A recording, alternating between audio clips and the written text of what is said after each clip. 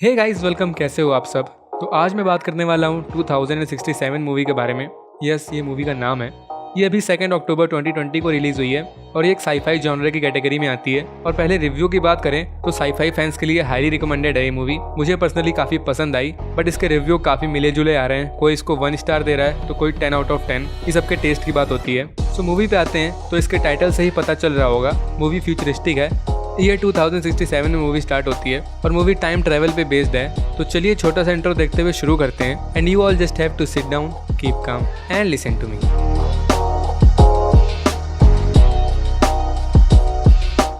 सो movie में सबसे पहले दिखाया जाता है कि ईयर 2055 चल रहा होता है और दुनिया की लगी पड़ी है और एक एक करके सारी कंट्रीज खत्म हो जाती हैं। सिर्फ त्रिवेदी बचता है, मतलब ऑस्ट्रेलिया बचता है। और ह्यूमन काइंड के लिए सबसे बड़ी प्रॉब्लम ऑक्सीजन होती है। दुनिया की हालत इतनी खराब हो चुकी होती है कि ऑक्सीजन पूरी तरह से खत्म हो चुकी होती है, एकदम गायब। इसलिए सब मर रहे होते हैं और सरवाइव करने के लिए सबको एक कंपनी जिसका नेम होता है क्रोनिकॉर्प, इसके द्वारा बनाई गई आर्टिफिशियल ऑक्सीजन का यूज करना पड़ रहा होता है। और ऑब्वियसली गरीब लोग ये ऑक्सीजन अफोर्ड नहीं कर पा रहे होते हैं, इसीलिए ऑक्सीजन के लिए क्राइम रेट काफी बढ़ गया होता है। और फिर क्रोनिकॉर्प कंपनी को रियलाइज होता है कि वो इतनी आर्टिफिशियल ऑक्सीजन नहीं बना पाएंगे कि हर एक इंसान को बचाया जा सके। इसलिए डॉक्टर रिचर्ड वाइट और अदर साइंटिस्ट को हायर करते हैं जो कि एक मशीन बनाते हैं और ट्राई करते हैं कि फ्यूचर में किसी से कांटेक्ट कर पाए अगर कोई जिंदा बचा हो और वो हमें बता पाए कि उन्होंने इस ऑक्सीजन पेंडेमिक को कैसे सरवाइव किया। और ये लोग सक्सेसफुल भी हो जाते हैं। ये 2474 से इनको रेडियो वेव्स के थ्रू एक मैसेज आता है, बट मैसेज में लिखा होता है सेंड ईथन वाइट। सब कंफ्यूज हो जाते हैं कि आखिर ये ईथन वाइट कौन है और 400 साल बाद वाले बंदे को, फ्यूचर वाले बंदे को इस इंसान से क्या चाहिए। तो ईथन वाइट इन्हीं डॉक्टर रिचर्ड वाइट का 8 साल का लड़का होता है। बट फिर कुछ टाइम बाद डॉक्टर रिचर्ड वाइट मिसिंग हो जाते हैं और ईथन की मॉम का ऑक्सीजन मास्क की वजह से मर्डर हो जाता है। बट ईथन को जूड, एक स्ट्रेंजर होता है, वो इसको बचा लेता है और अब जूड इसकी देखभाल करता है, इसको बड़े भाई की तरह पालता है और फैमिली की तरह इसकी केयर करता है। और ये दोनों बड़े हो जाते हैं और अब ये 2067 होता है और ये दोनों अपनी लाइफ न्यूक्लियर पावर रिएक्टर को सही करने में बिता रहे होते हैं ताकि सिटी में इलेक्ट्रिसिटी और ऑक्सीजन फ्लो होती रहे। ये यहाँ पूरे जोश के साथ काम करते हैं क्योंकि ईथन की एक गर्लफ्रेंड होती है जेंथी, जिससे वो काफी प्यार करता है। बट वो सिक होती है और उसका कोई क्योर नहीं मिल रहा होता है क्योंकि इस प्लेनेट में अब कोई भी पेड़ पौधे नहीं होते। इसलिए ईथन अपने वर्क में काफी मेहनत करता है पैसे कमाने के लिए ताकि वो जेंथी को सारे ऑक्सीजन मास्क प्रोवाइड कर सके। बट फिर एक दिन इन दोनों भाई को उसी कॉर्निकॉर्प कंपनी में बुलाया जाता है और उसकी हेड ईथन को बताती है कि उनको 474 साल आगे फ्यूचर से एक मैसेज रिसीव हुआ है, send Ethan white. I know आप काफी कंफ्यूज हो गए कि ये बात तो काफी पुरानी है, जब ईथन 8 साल का था, बट अभी आगे मैं एक्सप्लेन करूंगा। Back to the story. फिर ये कंपनी की हेड ईथन से बोलती है कि तुमको हम टाइम मशीन से टाइम में आगे भेजेंगे जैसा वहाँ के लोग चाहते हैं और तुम उन लोगों से मिलोगे और पता करोगे कि सर्वाइव कैसे करें इस पेंडेमिक को। बट प्रॉब्लम ये होती है कि साइंटिस्ट बस ईथन को फ्यूचर में भेज सकते हैं, बट वापस आने का रास्ता उसे खुद ढूंढना पड़ेगा। और ऑब्वियसली ईथन डर जाता है और जाने से मना कर देता है क्योंकि उसको जेंथी की फिक्र होती है। बट जूड और जेंथी इसको समझाते हैं कि दुनिया को सेव कर सकते हो तुम। और फिर थोड़ी बहस के बाद ईथन मान जाता है फ्यूचर में जाने के लिए और ये रेडी होता है। और साइंटिस्ट इसको एक AI मशीन देता है, आर्ची, लाइक सिरी और कोर्टाना, और टाइम मशीन का यूज करके ईथन को फ्यूचर में फेंक देते हैं और ये आसमान से वहाँ गिरता है। पर इसको कुछ होता नहीं है इसके सूट की वजह से, लेकिन इसका सूट जल जाता है। और वहाँ ये जंगल में होता है तो ये काफी खुश होता है क्योंकि इसको ऑक्सीजन मिल रही होती है और लगभग 400 साल बाद अर्थ ने अपने आप को वापस हील कर लिया होता है। बट वहाँ लिविंग लाइफ का ईथन को कोई नामो निशान नहीं मिल रहा, ना कोई एनिमल का ना कोई इंसान का। और ईथन का मेन पर्पस फ्यूचर में आने का ये होता है कि इसको अपनी गर्लफ्रेंड की लंग सिकनेस के लिए क्योर ढूंढना होता है। और इसको वहाँ एक स्ट्रेंज चीज दिखती है, इसको एक स्केलेटन पड़ा दिखता है जो कि यही होता है। उसके सूट में इसी का नेम लिखा होता है, ईथन वाइट, और हेड में बुलेट का होल होता है। पहले तो इसे बिलीव नहीं होता, बट ईथन के हैंड में एक रिस्ट बैंड होता है, लाइक ओमनीट्रिक्स, जो कि इसके डैड ने इसे इस बर्थडे में गिफ्ट की थी। इसके हाथ में चिपका दी थी एक्चुअली, और ये रिस्ट बैंड कभी नहीं निकलता, ये इसके हैंड में बोन से जाके चिपक गया था। और ईथन को उस स्केलेटन के हाथ में भी सेम रिस्ट बैंड दिखता है, जिससे कंफर्म हो जाता है कि स्केलेटन इसी का है। बट इस मरे हुए ईथन के रिस्ट बैंड में ग्रीन लाइट जल रही होती है और जिंदा ईथन के बैंड में रेड लाइट। और जैसा इस जिंदा ईथन के पास एक आर्ची होता था, सेम इसके स्केलेटन के पास भी एक बहुत ओल्ड आर्ची होता है, बट वो वर्क कर रहा होता है। और ईथन उसमें लास्ट ऑडियो रिकॉर्डिंग सुनता है तो एक आदमी ईथन को मार रहा होता है और गन की आवाज आती है। और जैसे आपको इस टाइम कुछ समझ नहीं आ रहा है, सेम ईथन को भी कुछ समझ में नहीं आ रहा था, like what the hell is going on. But और फिर आर्ची की हेल्प से ईथन वहाँ सराउंडिंग में घूमता है और फिर रात में एक बेरी खा लेता है जो कि एक्चुअली एक पॉइजनस बेरी थी और ईथन को बहुत पेन होता है और वो काइंड ऑफ मरने लगता है। बट तभी आसमान से कुछ चमकता हुआ जमीन में गिरता है और एक आदमी आता है जो कि ईथन को मरने से बचा लेता है इसको एंटीडोट देके, और ये आदमी जूड होता है। ये एक्चुअली वही लैब से स्पेशली ईथन को मरने से बचाने के लिए फ्यूचर में आता है और फिर ये दोनों आर्ची की हेल्प से एक बंकर में पहुंचते हैं और बंकर ईथन की आई चेक करके गेट ओपन करता है और ये दोनों अंदर जाते हैं और सिस्टम स्क्रीन में वेलकम ईथन वाइट लिखा होता है और बंकर ईथन के हाथ में लगे रिस्ट बैंड से डीएनए मैच करता है और ये बंकर एक्टिवेट हो जाता है और इसकी रिस्ट बैंड की भी लाइट रेड से ग्रीन हो जाती है। और ये जगह एक्चुअली वही लैब होती है जहाँ पास्ट में इस टाइम मशीन रखी है। और अब इतना तो समझ गए कि ये बंकर सिर्फ ईथन की डीएनए से ही खुलता है, तो फिर वो फ्यूचर में मैसेज किसने भेजा इनको 2067 में। खैर, और जूड टाइम मशीन देख के खुश हो जाता है क्योंकि अब ये पास्ट में मतलब अपने टाइम में वापस जा सकते हैं। और फिर ईथन लैब के ओल्ड लॉग्स चेक करता है जिसमें उसके डैड के होलोग्राफिक रिकॉर्डिंग्स होती हैं उसी दिन की जब इनको ये मैसेज रिसीव हुआ था सेंड ईथन वाइट वाला। और इसके डैड बताते हैं कि हम फ्यूचर में चीजें नहीं भेज सकते क्योंकि पावर सप्लाई की प्रॉब्लम होती है रिसिपिटेंट वाली साइड में जहां अभी ईथन है, इनकी टाइम मशीन में प्रॉब्लम होती है। और तभी 2474 की लैब में 4 घंटे का काउंटडाउन शुरू हो जाता है टाइम मशीन के चालू होने का और इन दोनों को वापस घर जाने का। बट तभी इस सिटी की पावर सप्लाई गायब हो जाती है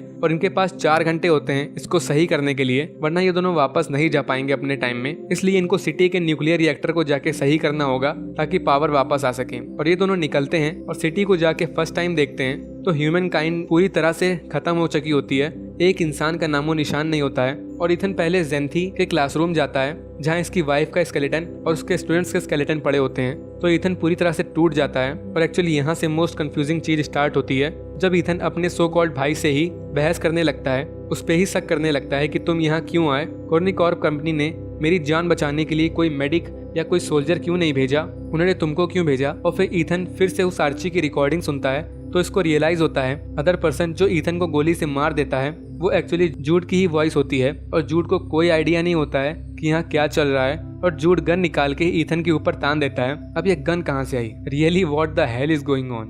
बट जूड ईथन से बोलता है कि वो गन तुमको मारने के लिए नहीं बल्कि तुम्हारी प्रोटेक्शन के लिए यहाँ लाया है। और वो बोलता है कि हम दोनों ब्रदर्स हैं जब से तुम्हारे पेरेंट्स मर गए। तो ईथन कन्विंस हो जाता है और फिर ये दोनों वापस अपने टारगेट पे फोकस करते हैं और पावर सेंटर की तरफ जाते हैं और थोड़ी प्रॉब्लम्स के बाद पावर सप्लाई सही कर देते हैं। और वापस आने के बाद इन दोनों भाई में फिर बहस होने लगती है क्योंकि ईथन को एक ही चीज खटक रही होती है कि उसकी बॉडी, डेड बॉडी अभी तक यहाँ क्यों है। ईथन को ऐसा लग रहा होता है कि ये फेट है और इसका मरना तय है जूड के हाथों। बट जूड का स्टिल यही कहना होता है कि तुम पॉइजन से मर ही गए थे बट मैंने तुम्हें आके बचाया, तो फेट को धोखा दे चुके हैं हम। लेकिन ईथन का कहना होता है कि अगर फेट को धोखा दे चुके हैं हम तो उसकी डेड बॉडी को यहाँ से गायब हो जाना चाहिए। मतलब हम सब जो कर रहे हैं वो ये मरा हुआ ईथन कर चुका है और एट लास्ट में मैं भी मर जाऊंगा और ह्यूमन काइंड भी खत्म हो जाएगी क्योंकि इन दोनों को यहाँ कोई इंसान नहीं दिखा था और उस इंसान का भी पता नहीं चला था इनको जिसने सेंड ईथन वाइट का मैसेज पास्ट में भेजा था।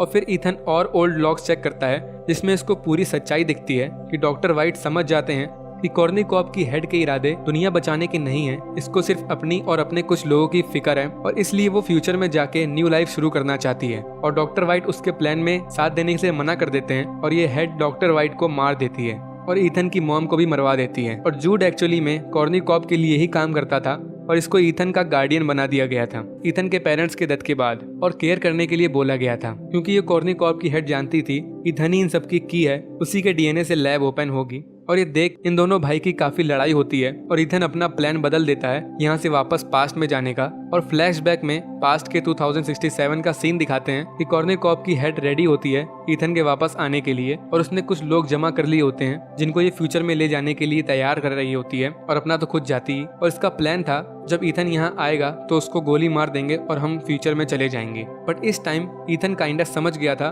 कि अगर ये वापस गया तो वो लोग मुझे मार देंगे। बट जूड का कहना होता है वापस चलो और अब जूड ईथन पे गन तान देता है, को मारना ही वाला होता है क्योंकि वो प्लान के हिसाब से नहीं चल रहा होता। बट ईथन जूड के लिए सच में छोटे भाई जैसा होता है और ईथन बोलता है कि हम दुनिया बदल सकते हैं, इसलिए जूड अपने आप को रोकने के लिए अपना ही भेजा उड़ा देता है ताकि वो ईथन को कुछ ना कर सके। और ईथन जाके स्क्रीन पे वही मैसेज टाइप करता है, सेंड ईथन वाइट। जी हाँ, जिस आदमी को ये ढूंढ रहा था जिसने ये मैसेज भेजा होता है वो एक्चुअली यही होता है, इसी ने पास्ट में वो मैसेज भेजा था।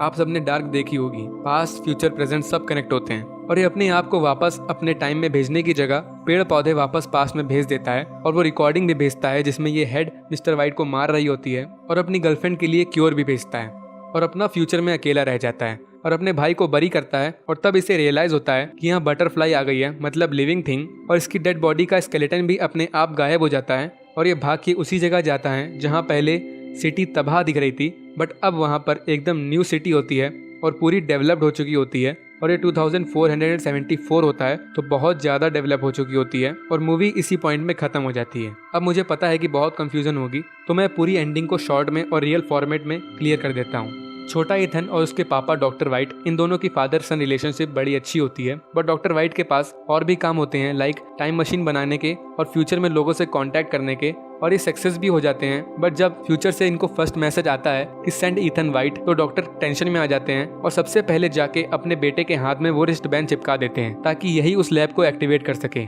और फिर इसकी फैमिली को मार देते हैं कॉर्निकॉप कंपनी वाले, क्योंकि मिस्टर वाइट उनके साथ काम करने से मना कर देते हैं। और इथन अब इस कंपनी के लिए सबसे ज्यादा इंपॉर्टेंट होता है, इसलिए जूड को ये लोग इथन की परवरिश के लिए असाइन करते हैं और वो इसको सेफ रखता है। और फिर जब वो बड़ा हो जाता है तो उसे टाइम मशीन से फिर फ्यूचर में 474 साल बाद भेजा जाता है ताकि वो इनकी हेल्प कर दे। बट एट लास्ट इथन को समझ आ जाता है कि कॉर्निकॉप के रियल इरादे कुछ और हैं और इथन को प्लान के हिसाब से वापस आना होता है पास्ट में, बट ये नहीं जाता और जूड अपने आप को इथन को मारने से रोकने के लिए खुद की जान ले लेता है। और अब बात आती है कि इथन का स्केलेटन वहाँ क्यों था और वो कहाँ गायब हो गया। तो मेरी थ्योरी के हिसाब से कि उस कॉर्निकॉप की हेड ने बोला था कि जब इथन टाइम मशीन से इस टाइम में वापस आए तो उसको शूट कर देना और यहीं छोड़ देना और हम सब फ्यूचर में न्यू लाइफ स्टार्ट करने चले जाएंगे। तो एक अल्टरनेट रियलिटी के बारे में सोचो कि अगर इथन प्लान के हिसाब से पास्ट में यानी 2067 में वापस आ जाता तो ये लोग सबसे पहले उसको शूट कर देते और यहाँ छोड़ देते। तो ऐसा ही हुआ था, एक फ्यूचर वाला इथन पास्ट में चला गया था और उसको शूट करने के बाद इन लोगों ने यहीं छोड़ दिया था, इसलिए उसका स्केलेटन यहीं पड़ा था 400 साल बाद भी, क्योंकि मूवी में कहीं भी ये कंफर्म नहीं किया गया है कि जूड ने ही इथन को मारा था।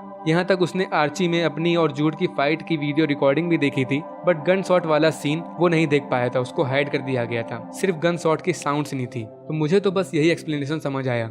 लेकिन अब बात की अगर ऐसा हुआ था तो ये सब लोग कॉर्निकॉप वाले फ्यूचर में आ गए होंगे, बट इनका तो यहाँ कोई नामो निशान नहीं मिला, तो शायद ये लोग यहाँ आके भी सेटल नहीं हो पाए, मतलब जीना नहीं सीख पाए, और या फिर ये टाइम मशीन से यहाँ कभी आ ही नहीं पाए। और देन मूवी की एंडिंग में इथन खुद पास्ट में जाने की बजाय पेड़ पौधे और प्रूफ भेज देता है, जिसकी वजह से वहाँ के लोग कॉर्निकॉप की हेड को मुजरिम बना लेते हैं। और अब मेन इविल पर्सन तो चली गई होती है और बाकी जो समझदार लोग होते हैं उन्होंने उन पेड़ पौधों से जो इथन ने इन्हें भेजे थे उनसे और नया पेड़ बनाए होंगे और ऑक्सीजन की प्रॉब्लम को दूर कर लिया होगा। और इसीलिए लास्ट में इथन का स्केलेटन गायब हो जाता है, क्योंकि जब वो पास्ट में गया ही नहीं तो उसको शूट नहीं किया गया और इसीलिए उसका स्केलेटन नहीं था वहाँ। और पूरी सिटी एकदम से डेवलप हो गई थी, कॉस 2067 से 2475 हो गया था, तो ऑब्वियसली टेक्नोलॉजी और ह्यूमैनिटी बहुत ज्यादा डेवलप कर गई होगी। और मेन पॉइंट कि आखिर वो मैसेज फ्यूचर से इथन ने पास्ट में क्यों भेजा था, तो ये भी सिंपल है, क्योंकि वो जानता था वो जिसको ढूंढने फ्यूचर में आया था, जिसने ये मैसेज भेजा था, वो ये खुद ही था। तो अगर ये पास्ट में मैसेज ना भेजता तो ये सब होता ही ना जो अभी ये हो रहा है। और पास्ट प्रेजेंट फ्यूचर सब कनेक्ट होते हैं तो कोई और ही अल्टरनेट रियलिटी क्रिएट हो जाती, इसीलिए इसको वो मैसेज भेजना ही पड़ा। फाइनली खत्म। सो गाइस, आई होप कि आपको सब समझ आ गया होगा। कमेंट करके बताना कैसी वीडियो लगी, एंड इस वीडियो के लिए इतना ही। पसंद आई तो लाइक कर देना एंड शेयर कर देना, एंड सपोर्ट के लिए प्लीज सब्सक्राइब कर देना। सो सी यू सून, बाय बाय।